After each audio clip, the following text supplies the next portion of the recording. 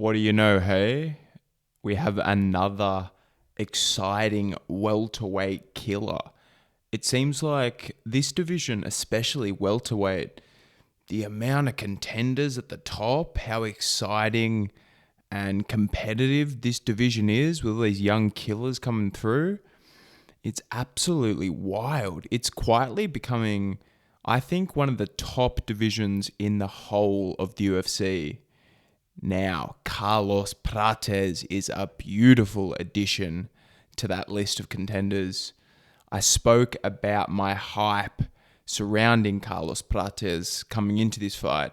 If you guys didn't check out that video, go check that one out now, because we spoke about him being the next Poatan, the 170-pound Pereira. And what he did tonight, he continued to show that he has the touch of death. It was a really big step up in competition for him tonight against Neil Magny, someone who has been in this division, ranked for numerous years. He has spent the better part of the last 10 years ranked in the top 10 of the welterweight division. So beating someone like Neil Magny validates your place in the top of this division. And Carlos Prates beat Neil Magny tonight with ease. I thought it was going to be a little bit more competitive than it was, to be honest. But Prates shows that touch of death he has is real. Did you guys see the finishing shot? He didn't even really land that clean on Magny. More skimmed the top of his head, back of his head.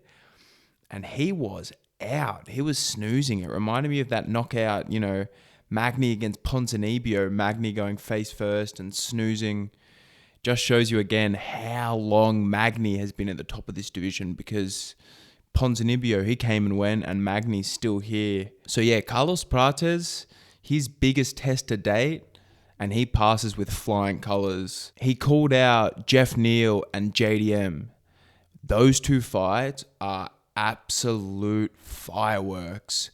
I think the Jeff Neal fight is the perfect next direction to go. I think Jack is a little bit further ahead in the rankings. He's on the door of a title shot. So Prates needs a few more before he's in the octagon with names like JDM. But could you imagine the fight between Jeff Neal and Prates? Jeff Neal coming off, a great win against RDA in his last fight. He took no damage in this fight.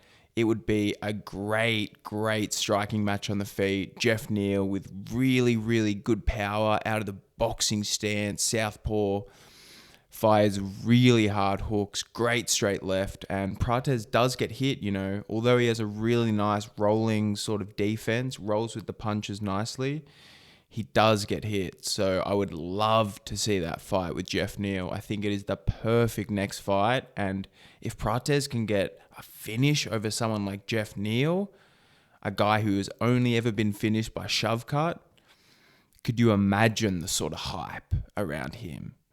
I've known about Carlos for a while now. He's been, like I said, one of my most hyped up prospects, someone who I've been quietly keeping an eye on in this division, because his kickboxing skills are absolutely picture perfect. They are beautiful to watch. His style, his length, his power, his aggression.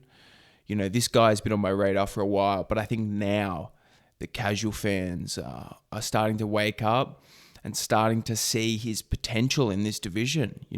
Dusting Neil Magny like that in a round, every time he landed clean, he really hurt Neil, which is a pretty crazy thing to say, because Neil Magny, like I said, he's durable, battle-tested, been in there with the best of the best in this division. And for Prates to completely smoke Neil Magny like he did, defended some good grappling transitions as well. He answered all of my questions coming in. And I'm sure he answered a lot of your guys' questions too, because I saw a lot of people on Neil Magny. And I'm sure it's just because they didn't know Prates and his abilities. But I'm sure you guys know now, because wow, Carlos Prates on the feet, he is so dynamic and so fun to watch. So yeah, it is absolutely booming, exciting matchups from this point for Prates. He shows us he's here to stay in this division, and he's surging with a lot of momentum. He's got a lot of self-belief, not only in his abilities as a kickboxer, as a martial artist, but in that power, his ability to turn the lights off.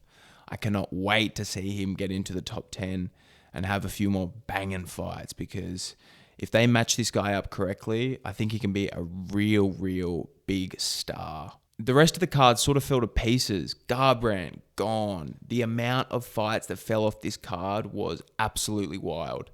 It ended up being quite exciting in the end, though. You know, the prelims had a lot of finishes. I think it was 4 or 5 finishes in a row.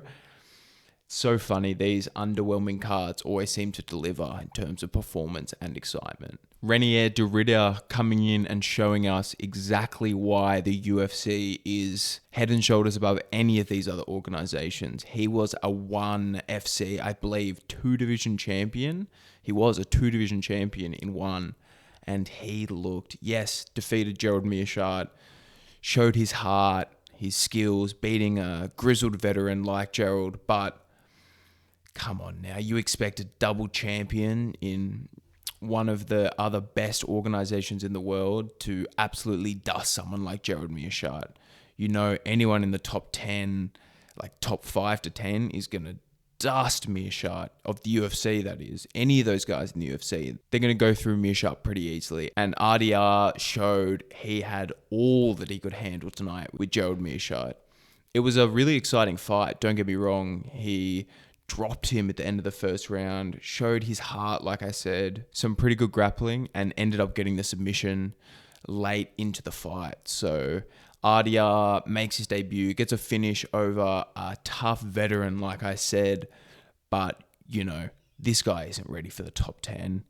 I think he'd really struggle. Like, what would Fluffy Hernandez do to this guy? Just proves, like I said, that the UFC is head and shoulders above all of these other organizations. I didn't get to catch all of the fights tonight. There's a few I'm going to have to go back and watch. But like I said, there was lots of exciting finishes all down the prelims. But the main takeaway from me tonight was Carlos Prates. That guy is so exciting to watch. One of my absolute favorite fighters at 170. Can you imagine him in there with the top guys of that division, the strikers? Sign me the hell up. Let me know what you guys think about this prospect. I think he's going to do some really cool things in this division. Thank you guys so much for joining me. If you could like, comment, and subscribe, I would really appreciate it.